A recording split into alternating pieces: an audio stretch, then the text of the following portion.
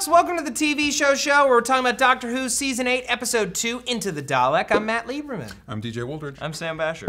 Yeah, I think we can start by saying we're all in agreement, better episode than last week. I agree with you. I think it was awesome. I think it was definitely better. Yeah. I don't think it was a lot better because I actually enjoyed last week's episode, but it's definitely better. Yeah, I wasn't a huge fan of last week, and I had a ball watching this episode, and I think it tackled some big ideas. We got some very encouraging, not just plot movement, but character development that was so needed. Yeah. I have not liked Clara this much since the Snowmen. I'm freely willing to say it. Yeah. So let's get into the whys of that. So we meet Danny Pink for the first time, new love interest, new potential likable. companion, immediately likable. He's got a tortured past, but we don't dwell on it. He's trying to be a better person. The fact that he's a soldier is definitely going to be a source of contention between him and the Doctor. And you know, like I was talking about this yesterday on my Doctor Who podcast. All of the best companions, at least in the modern iteration, have had a healthy life outside of the Doctor. Before we even meet the Doctor, we meet Rose and her mother, who plays a very strong part in her life. Mickey, who plays a very strong part in her life. Donna had a great family. Wilf, who we loved so much. Amy had Rory. Like there's someone outside of the Doctor to give them life and to give us a reason to relate to them. And we never had that with Clara. Nope. Now we do, and she's so much better. Right. Yeah, and I like that it's more so antagonistic. The relationship with the Doctor is more antagonistic because most of the companions in the past have been like, oh, the Doctor. But this one, she slaps him like it's one of those. Great. Yeah, it was a great moment. Thank you, God. Oh, and I really liked. I think my favorite line of the episode was like, "Oh, I'm his care. Yeah, she cares, so I don't have to." Yeah, hell yeah. But it's 100% their relationship distilled into a moment. Is like she's the person who gives a shit. He's just gonna be himself, and she is going to bring him back down to earth when he needs to care. When he needs to give a shit, she's gonna be like, hey, give a shit, and this is why. And I loved that her background as a teacher finally actually made a difference and was relevant in the actual storyline. Which we got a lot of last week as well. I actually feel like last week's episode was a better episode for Clara than this week's episode was, personally. Really? I liked how, like you said, brought him back down to earth when we slapped him because he was being a complete asshole during the entire episode because of his hatred for the Daleks. But she was like, no, you need to be better. You need to be a better person. You are a better person. She'd seen him make extremely tough decisions, but for the good of other people, and like this was a chance to change an enemy into a friend, and he was just going to squander it because he couldn't get over his own because ego. he would rather be right than do something positive. Yeah, which I that was a great moment when she's like, we're all going to die, but you're happy just because you were right, and there's Daleks cannot be saved. And you're okay with dying, but dying right in your knowledge that Daleks are terrible and nothing can be done. Yeah, I'm actually really mad at the Doctor, but I enjoy watching Peter Capaldi more in this episode, but I also don't like the character a little bit more. When he decided to actually make a difference and try to help the Dalek, that was cool, and it was kind of like humanizing when he realized that like he saw all the hatred in his heart. But I mean, Peter Capaldi had a better episode, I thought. Yeah, and I also like this Doctor a lot because he's cutting the bullshit. Like all the other doctors pretend like, oh no, I'm really sorry that you're gonna die, but you bring these people into these collateral damage situations. Like you're bringing in this one, like there's no. This Doctor is no longer pretending. Look, that guy was gonna die, so I'm gonna feed him this radiation thing. So you consider it to be pretending? Yeah, well, it's not. It's one of those like he's not this. There's no more pretense. He's not sorry. Yeah, it's not that he's not even sorry. It's that there's no longer pretense to like, oh, I'm gonna save everybody. No, you're not. You never have. In fact, if you think about it, we think about it that the companions always end up really badly. Comparatively, compared to a lot of the other fodder characters, they end up okay. Yeah. Because the Doctor goes into these dangerous, horrible situations, and people are going to die, and this Doctor finally just kind of acknowledges that, like, whatever. Well, DJ, I like your point, and I feel like, you know, Matt Smith's Doctor was particularly glib about it. Like, I'm the Doctor, I save everyone, and then it's just like there was nothing that could be done. But I feel like Eccleston or Tennant's doctor. There were moments in this episode, like when Russ died and when the woman died. The woman whose name we weren't supposed to forget, and we all just forgot. Already forgot it. When they died, it was a moment that I feel like Tennant especially would have been like, "I'm sorry, I'm so sorry. Well, exactly. I can't save you." Which was so much a part of Tennant's thing that it almost became a joke that. I'm sorry. Yeah. I'm sorry. At least Tumblr took it. Really? Yeah. I miss the sorry. Yeah. It was all, and I think I rewatched this weekend Day of the Doctor, and it was interesting now seeing Capaldi how much that informed this new Doctor, because John Hurt's War Doctor, he was kind of a representation of all the pre-renewal doctors, all the older doctors, and he'd make fun of him like, why are you pointing your screwdrivers at them? Are you going to build a cabinet at them? Yeah. You're like, why are you guys afraid to be old? And now he's finally he's not trying to impress anybody, because in the last episode we talked about how Tennant, he kept getting younger and prettier to kind of like be accepted. Yeah. And he's accepting who he is. That this is part of who he is. All the ones before the renewal, right? Before the but young I sexy feel like doctors were part of that the too. older doctors, they would have at the very least, when she sacrificed herself, would have been like, wait, no, there's got to be another way. He didn't like even you really don't do it. care. We'll think of something else. He was just sort of like, great, this frees me up to do what I'm going to do. Yeah. Thank you. So she's like, remember me and do something amazing. And he's lying when he's like, okay. Well, no, because he says, I'm going to do something amazing. He does something amazing every week. Or that's an easy promise But for he the doctor doesn't. to make. He fails. This week, but next week he'll name it after. He's a different doctor. I think he's very self-absorbed, and he's not focusing on at least my doctor was Matt Smith. He was about saving people. And Peter Capaldi is just about getting the job done, and I love Matt Smith, by the way. Yeah, I don't. It really irks me. Well, let's talk about him, because he suffers what I consider to be a pretty serious defeat this week. In that, so they go in to try to save this good Dalek, this one Dalek out of millions and millions that saw the beauty in the birth of a star and realized that it is futile to resist life. Life will always win. Beautiful. Yeah. Love that. At the same time, though, it did feel kind of suspect, because he was just sort of like, exterminate all the Daleks. Daleks must be exterminated at the top. It was still exterminated. He just flipped the script on who's exterminated. On who should be exterminated. So I wasn't that surprised when he turned out to be, the same old Dalek when they fixed the radiation leak, which we'll get into in a second. Shouldn't they have realized that? Well, hey, if we fix this thing, he's probably not gonna. It's probably gonna go back to the way it was. They didn't know. And so, okay, let's do this now. So the first major plot hole people have a problem with is, okay, the doctor uses the sonic screwdriver to just kind of zip up the radiation leak, and then he turns bad. Why didn't he just unzip the radiation? Well, wouldn't they have died? Why didn't they die in the first place? Radiation was everywhere. Right? Yeah. Well, radiation. Because they stopped the radiation. Yeah. They stopped it before it was too poisonous. Okay. If they turned it back on, it would have been too poisonous. They would have died. Also, the Dalek, I believe, was going to explode from the radiation. Yeah. Or something. I believe that. In danger of exploding. Yes. Because there was all those warning bells and stuff going off right before he fixed it. I just thought that meant he was going to die. Yeah. Whatever. Yeah. Let's read some tweets real quick. The crack in the Dalek looked strikingly similar to the crack from the previous series, the one from Amy's room from @Topelzer. I hope not, because I like that subplot, but it's good to be done. I'm glad it's over. Let's not do that again. By the way, side note, because you talked about origins of the companions, Amy's introduction is like the best companion introduction ever, right? Yeah. You can't beat it. You can't beat it. Yeah, it was the best. Good season. Very elegant. Anyway. At Mackenzie J. Scott writes, when the doctor let Ross die without even trying to save him, I was shocked. Dramatic character change I sort of like. We just talked about. And at Chloe D. Stewart, I loved it when he was demanding manners. Capaldi's doctor is a stern Scottish mama bird. Yeah. I like it. I'm a fan. I like grumpy.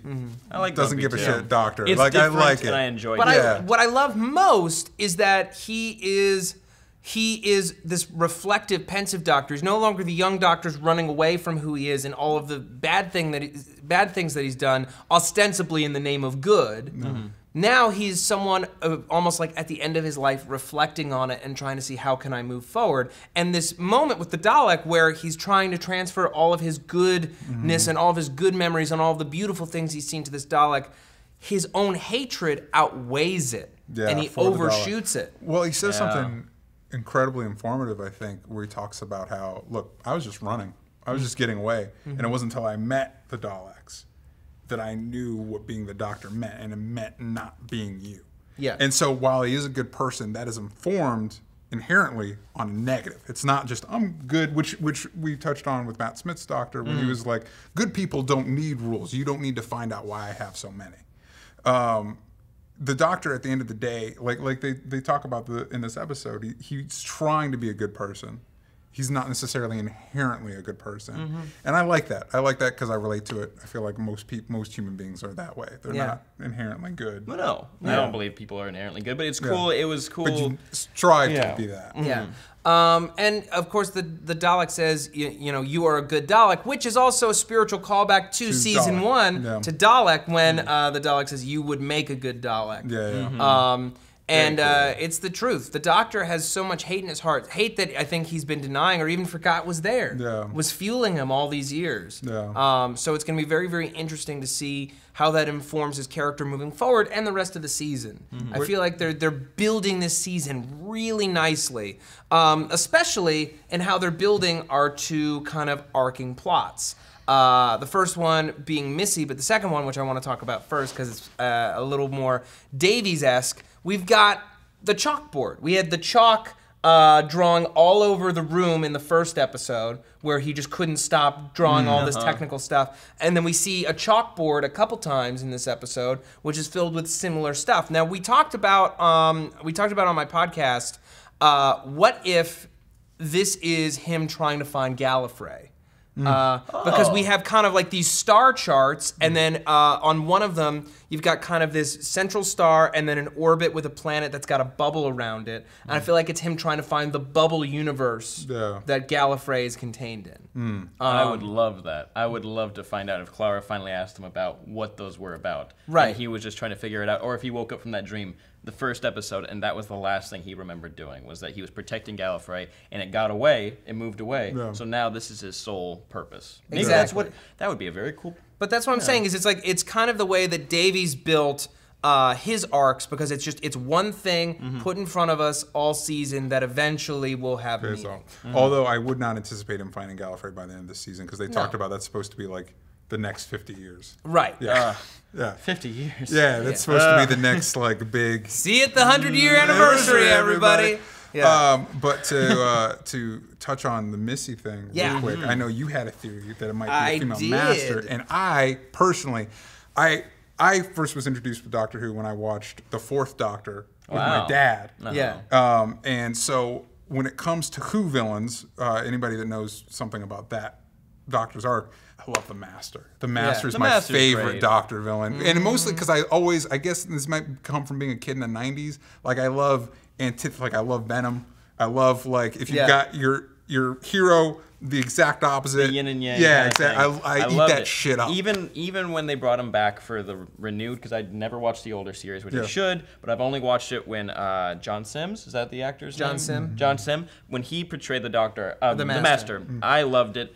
Minus the old man baby thing in the cage. Right. Yeah, the very end of the that episode itself was not great. It was silly, but he was amazing, and I would love to, and he was amazing at End of Time. So I would love to see that kind of character back. I think John Sim will always be in my mind as the best Master. Yeah. But I liked your theory, if I remember correctly, that as the Doctor's more darker, the Master's like, hey, and I'm great. Here's heaven and everything. Right. And I like that because it would be, if that is the case, it's a good example of nice does not equal good. Exactly. Just because somebody's nice does not make them a good person. 100%. And I like that it's murkier. And also, it's interesting and important to point out, since we get Missy bringing someone, last week it was the Promised Land, this week she calls it Heaven, but we don't see either of the people that are brought there die. We saw the robot's body, but we did not see either of them die on screen, which means that she could have pulled them from existence just before they died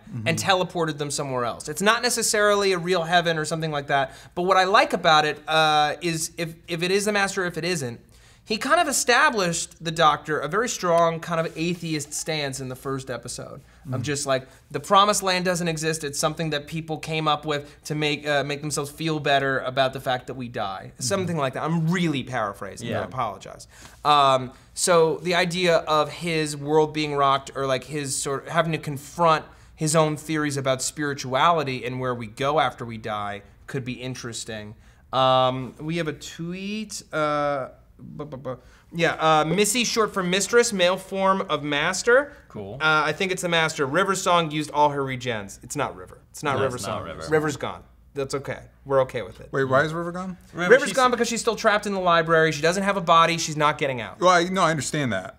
Like, that's the end of it, but with all the time hopping, an earlier River could show up somewhere. She could. We didn't fill in all those gaps, didn't No, we did fill all those gaps. We did fill in all those gaps because here's what happened: the little girl, who was on the streets of New York City, and then regenerated, yes. into the woman who known as Mel. Yes, Who became with you with the Hitler, Let's Kill Hitler became episode, the friend all that stuff, into Let's Kill Hitler, No. who we saw transform into the River we know and love. Yes. Those are all the regenerations. The rest of them were all poured into the Doctor. Yep. That's with it. You. Yes, I get that. But hasn't Moffat said that River's going to show up in this season? No. Yeah. I never heard that. I mean, I have not heard that am kind once. of done with River. They used her a lot. So during Matt done. Smith. It'd be okay if she popped up as just a nod, but I don't. Let her die. I don't want a whole episode. Yeah, I don't think we can unequivocally say we're done with River, but she definitely has no more regeneration. And also, it was it's always going to be the same actress. It was a waste to use her computer afterlife fake body, whatever, in the the finale of last season. That was a waste, I thought, because you said goodbye to her. Yeah. Or no, it was the finale. It was the finale. They said goodbye to her with David Tennant. They should have had her body there one more time as a goodbye, and that you knew that after that she'd be going to the library. Do you get what I mean? But to me, that was the signal that we weren't going to see her anymore. It was pretty strong that like she's not going to show up ever again. Or once. Ever. As Doctor Who. No. Never again. We're done. Goodbye. Interesting theory. Do you think that the heaven is the Master's TARDIS? It's entirely Because possible. He did materialize around the soldier to save her in the very beginning when he had the coffee. The Doctor I'm talking about. So he could just materialize around the clockwork evil man from the premiere, or the girl right before she got vaporized. Doctor, I mean, the thing could shrink down, catch her, whatever. Yeah. I don't know. I think that's actually a really cool theory because, you know, the Doctor's TARDIS is bigger on the inside. Yeah. So the Mistress's TARDIS could be where bigger on the would the inside and look Master like have a gotten- delightful tea room. Where would the Master have gotten a TARDIS? Where would the Master have come from? Gallifrey, because he was trapped on we Gallifrey. saved Gallifrey. That's a good point. We saved Gallifrey. And That's then- how the and then- Master is back. And then the way we left the Master last was he was on Gallifrey as it was going to get obliterated. Well, And he That's could have what you gotten get. some regeneration. that's what you get. Stupid Doctor Who. No one dies ever. Can what do you guys feel about the Daleks? I feel like Ron. I like them conceptually, but visually I always find them. I have trouble buying into them. I love them when they came back in the very beginning of when they rebooted. Very scary. Very scary. That episode with Rose and the Doctor's going crazy trying to kill it. Love that Dalek. After that, I did not care. Well, here's the thing. The important thing about that episode that I think is echoed here is the idea that even one Dalek is extremely dangerous. I love that conceit of one Dalek is extremely dangerous. When it's hundreds of them, the first time we saw that was mind-blowing. But every time after that, it's just been a bunch of Daleks, and it's That just are kind of easily like defeated. easily defeated. When you had one Dalek that no one could defeat, all these guys kept getting killed, that made him feel dangerous, that made him feel scary. And we had that again this week with when the Dalek went bad again and got out and started killing people. I'm like, oh my God, this is great. I love that. Agreed, yeah. I also love how quietly we have retconned the iPod Nano colored Daleks, and we are never gonna mention them again. I would like to throw out to fans, you who are artistically inclined, design a cooler Dalek. keep the core aesthete. I like that they introduced the flying ones in the Day of the Doctor. Yeah. That was cool. They brought them back. Oh for the yeah, Time of the I went Doctor. to the Day of the Doctor with the little Bring those back, TIE please. fighter ones. Yeah. I was okay with that. I thought it was really interesting that at the end when you have the Blue, whatever her name was, weird name chick, that's a soldier. Journey Blue. And he's like, you can't come with, I wish you weren't a soldier. And I think it's very interesting because we just saw, it was very cold still, but if you look at, the Doctor needs people like Clara that will make him strive to be better. A soldier will just be like, We have to sure, get this done. kill that person. Kill I that don't care. person. Yeah. We got it. And it's like, that does not help. That's not a carer. That's not a person that helps him care.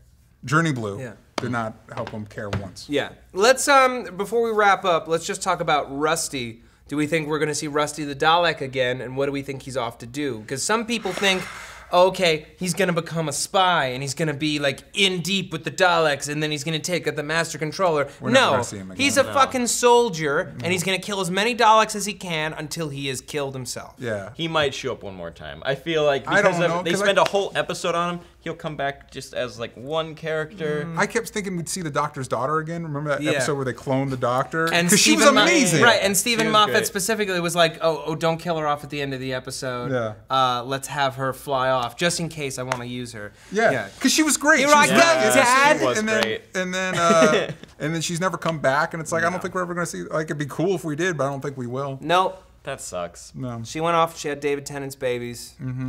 Hey, there are worse Creepy. ways to go. It's true. All right, folks. That's I think that's going to be all for us here on this episode of the TV Show. Please let us know down in the comments below what you thought of the episode, whether or not you agree with some of our opinions. Tweet at us at the hashtag TV Show after you watch the next episode so we can read your tweets right here on the show. I'm Matt Lieberman. I'm DJ Woldridge. I'm Sam Basher. Hey, did you guys think it was weird how everyone in the school was like either like, hey Danny, tell us about your time when you killed someone, or like, you're that type, you're a lady killer. Like almost like they were all pushing him towards Clara. Hey Clara, this guy's a lady killer, you should talk to him. Yeah. Well, and it's like Andy has a dark past. That's a Let's great find out question. about Are that. you a lady killer if ladies are throwing themselves at you? I would assume you're a lady killer if you're able to like, hey lady, let's go out. Because he seemed to like not be into it, which I think makes you not a lady killer. I think it makes it even harder for him because he did in fact kill a lady. Like, Oh, it's just, like, probably. literal. Every time somebody says you're a lady killer, shut up! Stop it! You don't know!